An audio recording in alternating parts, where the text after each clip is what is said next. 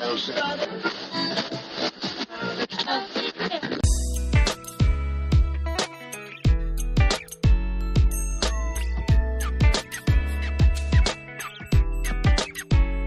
everybody, and welcome to the Pre-Accident Podcast. I am your host for today. I'll also be your host next Tuesday and the following Friday from 2 to 3. I think, is that right? I don't know. My schedule's on my ear, so it's hard for me to tell what's going on. How are you, man? It's good to be back on the podcast. I've been missing you like crazy. Okay, before we go much further, and we're going to go much further, if you haven't thought about or are not signed up yet for the Berlin workshop, get on it because it is going to be a smasher. I mean, well, man, it's going to be big fun. You can always do that by contacting me, officetoddconklin@gmail.com. Enough of that stuff. Let's talk about today's podcast, shall we? Yes, we shall. Because today's podcast is kind of interesting. I want to start by reading an email I got. So I get a lot of emails, which is, good because I don't answer them all. I like to think of myself as easy to talk to but hard to connect with. Does that make sense? No, did that come out right? Hard to get but easy to chat. No, I don't know what to. Anyway, I got an email and I want to, as crazy as this sounds, I'm going to read it to you because I get a lot of these, and this one's on some of the things I've been talking about. So, the video came out with the ASSE meeting and the Scott Geller, Todd Conklin discussion between BBS and kind of Safety Differently, the new view. And then out of that rolled all this discussion around fatalities and serious events. Because, I don't know if you follow along very much or not, but I have a kind of a countervailing opinion on fatality prevention. I actually, to be really honest with you, and we're friends, we can be honest, I really think the crap that's being sold is not good for us, because what's being sold out there is do the same stuff harder, try harder, care more, always be careful, never be dead. And I'm just not sure that's the way to. I don't think that works. I mean, I think we've been doing that pretty effectively, and it's not enough. It's good. It's just not sufficient. So it's necessary. It's not sufficient. If you think about it, kind of in the systems view, like we tend to do. Anyway, they get this book, the Workplace Fatalities book, is kind of on that, and so I get all these emails, and this is one I have, and I'll protect the writer of the email, so that you don't troll that writer, him or her. I can't tell you what gender it is, but you don't troll them with weird trolls, but because there are a lot of weird people that follow on the internet as well. But that's also a topic for another podcast. Here's the letter. If I'm reading this right, ellipse, which is ... some people are now saying that Todd is all about controls now. But I think that is only right in part. If I'm reading the book right, you're trying to draw a distinction between controls for prevention, and controls for execution, and controls intended to anticipate failure and allow those failures to be safe. And he says he tends to usually call that a defense generally. Oil and gas calls them safeguards. The language for it's kind of imprecise. And the writer, the non-gender specific, he says that. In the latter is the new message, especially for work resource planning for the failures. Prevention is not bad, but prevention is always an incomplete answer. Until we look at the hazard our people tell us can be terminal and apply fail-safe defenses around those hazards, we are in the proverbial half glass and wondering why fatalities and serious events still continue. I take this into how we apply like a strength of safeguards matrix or a strengths of defense matrix as well. Our processes are asking if prevention and execution defenses are present and working. They are not asking if we have functional safe landing defenses that are working as well. And then the writer goes on to say, I plan to talk to our management about this, and I plan to talk to the event analysis people about this. I think this is a key opportunity. Now, I don't know how much sense that makes. I mean, I read it as good as I could, I think, but But I think that's a really interesting part of the struggle. And you see that struggle starting to at least emerge in that videotape with Scott Geller and myself and the rest of the gang. That this notion of systems, if you think about this philosophically, and I guess we might as well just admit to it that it's kind of a philosophical, not a philosophical discussion like we're talking about theory, but really a discussion around philosophy. And we're really talking about, to a great extent, this notion of necessary and sufficient. So if you've been in process safety, or if you come out of like my world, you know a lot about necessary and sufficient. Necessary is really valuable. Sufficient is really that additional way to look at it. And it's really a term that comes from philosophy. It's kind of almost a rationalist approach to understanding how the world exists. And that, I think, is really valuable. But the language we use to talk about these safeguards, these barriers, these controls, these defenses, and all those words are pretty interchangeable, and they're all relatively accurate depending on sort of what world you come from. Those really exist on both sides of the work execution. And that's kind of what this email writer was snapping to. It was sort of a moment of inspiration, a moment of clarity maybe around what I was talking about. And I think that speaks greatly for the email writer and not greatly for me. Because this is a real struggle. I'm really struggling with what to call these things and how to talk about them. Because as soon as I say prevention is not enough, I think what people hear is that our prevention exercises have been bad and not valuable. And that's not what I'm saying at all. I mean, prevention isn't bad. Prevention's vital. And it's done a lot of heavy lifting in our business, really worldwide. The question becomes, is prevention alone sufficient? So prevention is necessary, but is it sufficient? And that's where this gets really, what's the word? It gets really, in my mind, I guess it's a philosophical jump. It doesn't get complicated or complex.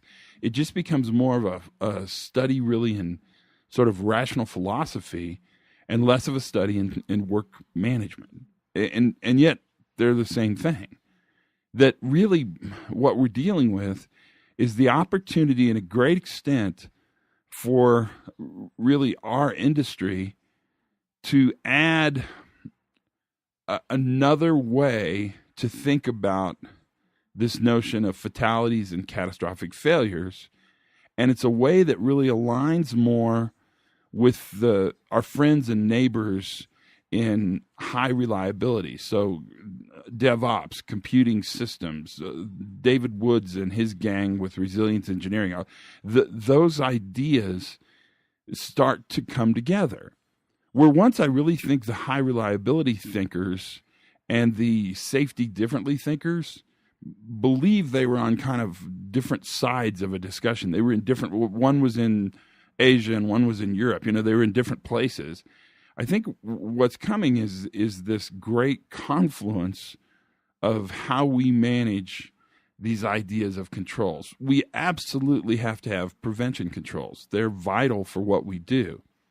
We absolutely have to have work execution tools and controls, because that's where the worker actually touches the work. That's where the complex adaptive behavior, the problem solving, the completion of the process, the completion of the design, all those things happen in real time, in order to create some kind of successful production value or some kind of process efficiency. And then we have all the side of the house that says, when the failure happens, are we ready to manage that failure? And I don't think this is a big stretch. I mean, in your house, depending on where you live, but in your house, there's a breaker box someplace. And that breaker box is there to do one thing. If you overload a circuit, if you straight short a circuit in the bathroom, right, the breaker goes off at the power in order to really protect the house from burning down. So we've got all the prevention, the GFCI that's in your bathroom, the ground fault interrupt that's in your GFIC, whatever, the ground fault interrupt that's in your bathroom That's really valuable. We've got all the code and the inspections when they wired your house, unless your house is as old as mine, and then that's really a different discussion, right? Then you've got the actual execution of the work. I'm not going to plug in something that has a bad cord, or I'm going to be careful when I plug it in. It's relatively hard to plug something in wrong. We've really looked at the human factors and system design on that, and so we've got the execution of plugging something in. But if something fails, we can really count on, and to a great extent do count on, the fact that the breaker will trigger, and that will provide sort of an immediate solution to consequence. It doesn't mean you won't die, but it does mean it's harder to die than it would be if there weren't the breaker on that system. And that's really the discussion we're having. And the email that I got, and I get a bunch of these because that book it's definitely having some impact, at least in the way we think. And I'm not saying the book Workplace Fatalities is the best seminal work of safety ever written in the history of medicine. No, that was not the intention. If that happened, I'm freaked out. It's really just a way to say, have we looked at this problem correctly? And really, for you guys, the question I would posit to you, because you're really sort of at the place where the worker meets the work, is what systems can we count on most? In fact, what systems, in your opinion, in the work you do at your site, are the best? And my guess is the answer you're going to give me are the systems that have the best ability to prevent, the best controls when we execute work, and then the best fail-safes when that work fails. And I could be wrong. Oh, yes, I could be. But I don't think I am. And I see where it runs counter, and I see where the people who troll it pretty hard. And I can see where it makes people angry who have a vested dog in the fight, who want to write a book that talks about, fatalities are a function of bad critical choices.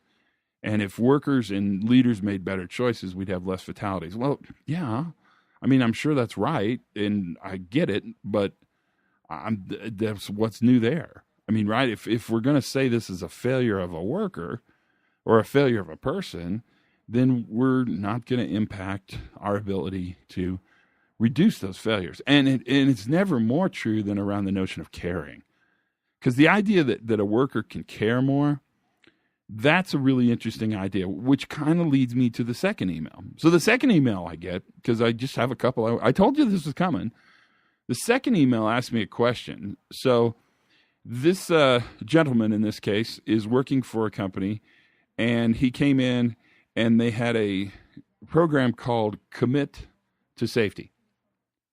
And what that program entailed, and this is loosely translated from what I got from the email, was that every worker in the entire company was to publicly avow, sign a commitment in front of his peers that says he will be safe. And even more importantly in this commitment, he will be safe and I will not violate the company policies. And then you sign it. And the idea for this program was that it re-emphasized and engaged that emotional commitment to safety, and that was exactly what this company needed to take them over the top and get them to a point where, in fact, that would dramatically improve their fatalities and serious events. That the problem was, at least as I see it, if I can translate this for you, is that the employees were not committed to not dying. And so therefore, by publicly committing in front of their peers, taking a vow of commitment in front of their peers to not do dangerous things and to not violate policies, they would in fact improve. I'm giving you a little silence to think about that. And the question I got in this email is, that doesn't feel right to me. Will this help? ? End. And I said, yeah, I mean, thanks for writing. The reason it doesn't feel right is because it isn't right. And that this program assumes ultimately the problem, the reason why people are dying in the workplace is they're not committed to not dying. And there's just not enough empirical evidence behind that. That's not science. That's just it's a gut level moral judgment on those people that said if they cared more, they would not die. And what's interesting to me is you're seeing this kind of conversation. It's existed forever, so it's not new. But you're seeing this conversation kind of come back into the narrative. The opioid crisis in the United States, you can really start to see two views to that. I mean, you can see the traditional view, which is if people cared more and were more morally strong, they would not get addicted to drugs. Right? That's one viewpoint. And so therefore the problem is that in order to stop opioid addiction, we have to tell people to care more and respond with a stronger moral foundation. Or the other view is that opioid addiction is a disease and that actually blaming the victim probably won't make it better because it's not a moral failing. It's really, it's a disease. And that the way you'll fix this problem is probably by some kind of larger systemic fix. You make it more difficult to actually get opioid drugs, or you somehow look at you look at the people who have the addiction not as the problem, but really as in this case, they're an output of the problem, and that the problem will be solved well before you get into that system. And it's just an interesting way to see that dichotomy, whether it's around fatalities or safety or rule following or procedural adherence or opioids, to see that dichotomy kind of come true. And this is part of what we struggle with. That's why when I talk about it being a philosophical discussion, it really is a differing philosophy. It's philosophically a different way to see the problem. And it's always going to be about sort of creating the problem. It's creating the problem statement. It's vital that we spend the time crafting the right research question so that then our research actually gets us to a place where we advance the way we think.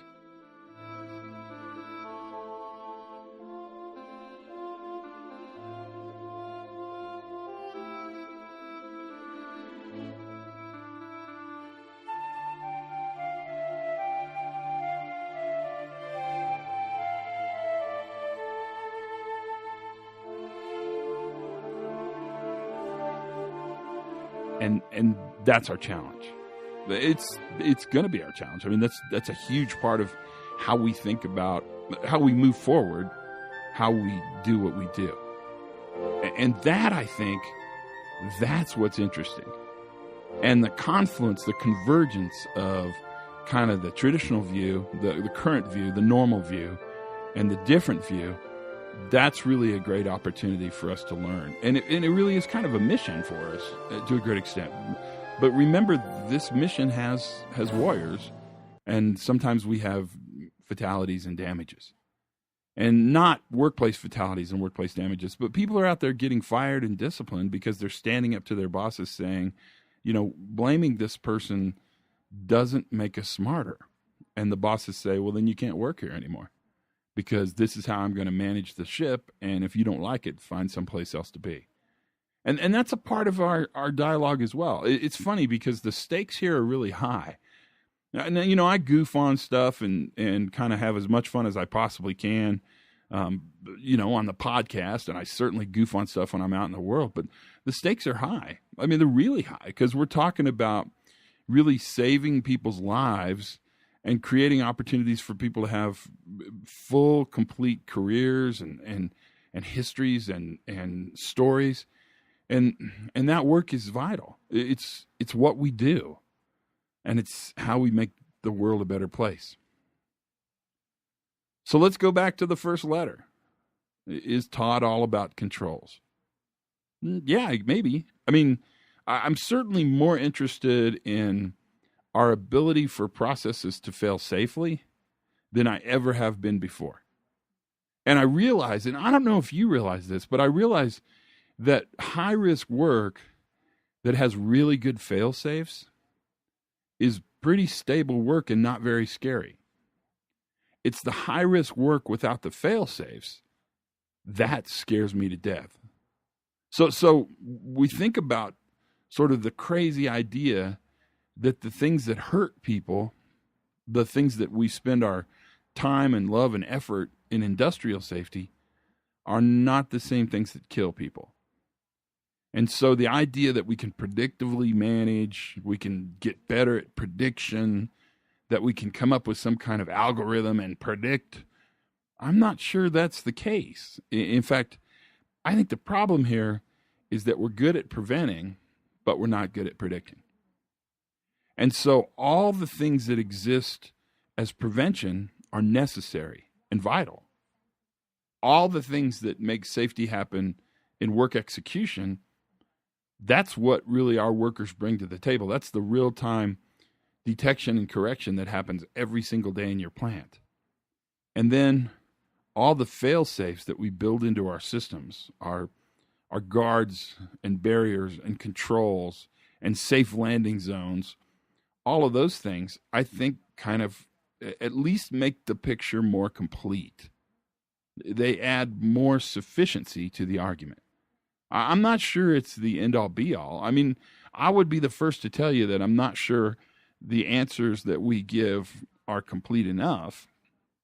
But what they do is cause us to think differently about the problem statement, which gives us a different way to think about the answer.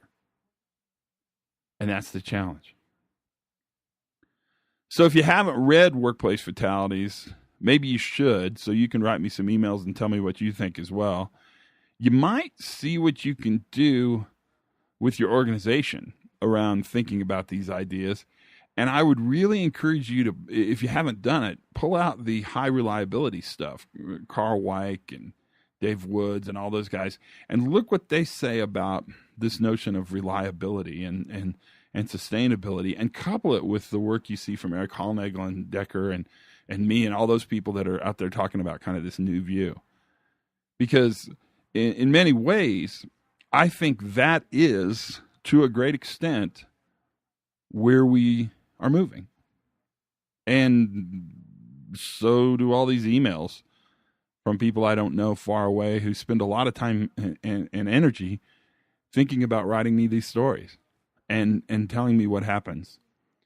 The great news is the good emails, we saved a life, we had an amazing near miss, those emails, those come as well. And I think that encourages us to continue to do what we do as long and as carefully and as much as we possibly can do it, because that's really key to how we think about the world as well. So that's pretty much what I wanted to talk about. I promised you a longer discussion on this, and here it is. I mean, we're in a place now where it's kind of up to how we think about it and how we manage it, and see if we can make the world even that much better. That's really the key. We can't count on luck. We can't bend luck enough to make it work to our favor. So if we can't count on luck, then we have to count on our capacity to fail and fail safely as much as we can, which is coupled directly to our ability to prevent and to manage execution of work as carefully and as stably as we possibly can. So that is the podcast for today. What did you think? I'm always curious what you're thinking. Stay tuned, because there's so many amazing podcasts on there. It's pretty darn exciting how many people have expressed interest, and there's a kind of a request going out now for a new debate podcast, which I think is a great idea, when we bring a couple opposing voices on and see how they kind of hang out with each other when we talk about it. I think that would be great fun as well. So it's going to be all good. That's for sure. That is for sure. So that's it. I hope you're getting what you need, because that is really important. It's kind of, we're closing in on the end of the year. It's almost time for a new year to come. I can't even believe I'm saying that. Until then, learn something new every single day. Have as much fun as you possibly can. And for goodness sakes, be safe.